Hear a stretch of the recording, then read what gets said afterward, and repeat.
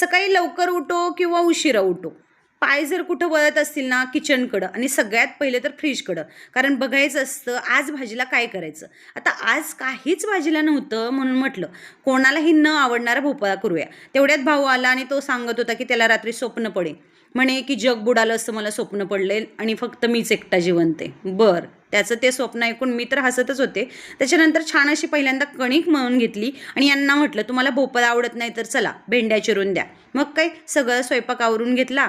आज आता कोणाचाच डबा नाही, माझा एकटेच आहे, त्यामुळे सॅलडमध्ये काकडी कट केली. आता एकटीचा डबा आहे म्हणजे थोडीशी भेंडी, मस्त असा हिरव्या मिरच्याचा आज ना भोपळा केला होता. शक्यतो मी लाल मिरचीचा करते, पण म्हटलं आज जरा ट्राय करून बघूया कसा होतोय हा. छान असा डबा भरून घेतला. मस्त असं सॅलडमध्ये फक्त आणि फक्त काकडी होती, कारण गाजर खूप जास्त शिळे झाले होते, त्यामुळे गाजर काही कट केले नाही. छान असा डबा भरून घेतला. आजच्या व्हिडिओमध्ये एवढंच. चला मग भेटूया.